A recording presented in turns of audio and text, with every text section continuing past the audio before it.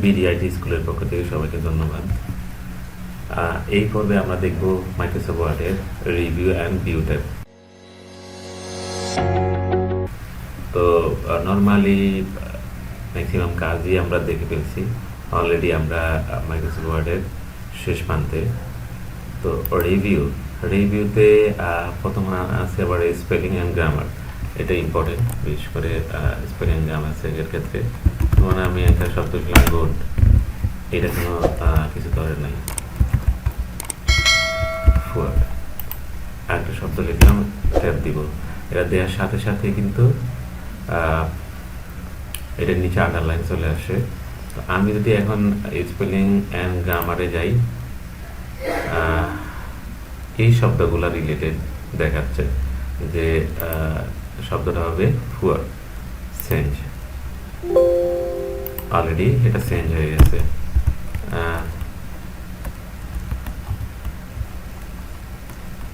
আমি যদি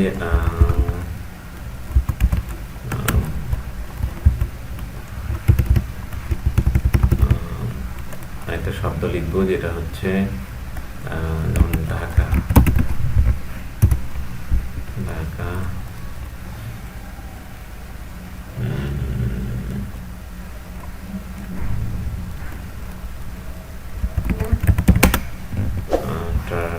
এই শব্দগুলা সঠিক। কোনো একটা শব্দ যেমন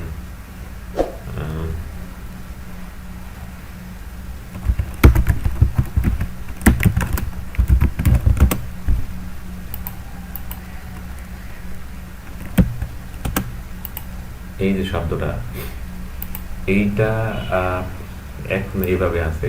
আমি মাঝখানে এলিফ্যান্ট শব্দটা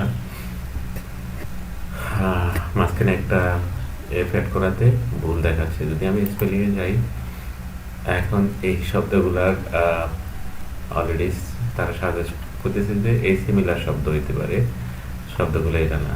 এখন হচ্ছে যদি আমি মনে করি যে না, এই শব্দটা সঠিক, এটা আমি এভাবে রাখবো, তখন আমি ইগনোর দিব।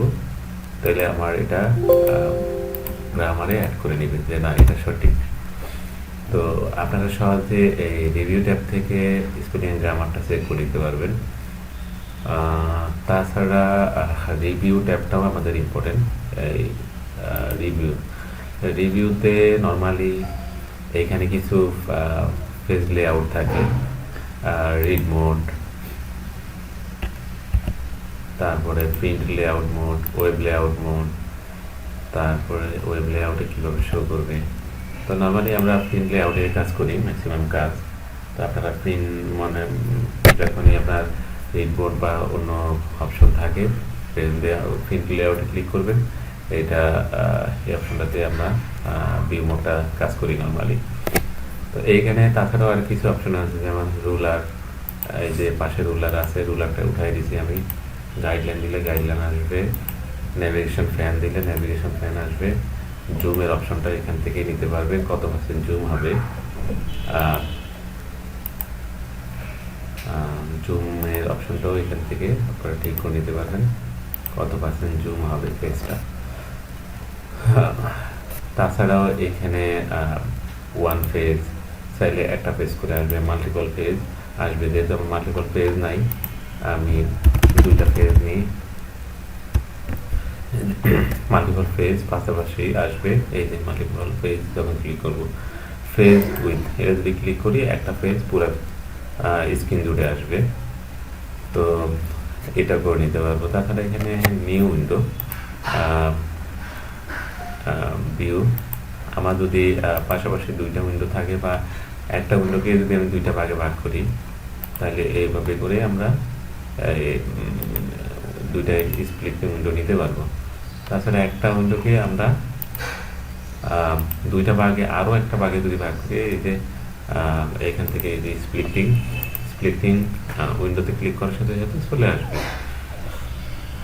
তাছাড়াও সুইচ উইন্ডো, কোন উইন্ডোতে যাব, একে যাব না দুইয়ে যাব, এখান থেকে আমরা সুইচ করে যেতে পারবো। তো এইখানে নর্মালি আসলে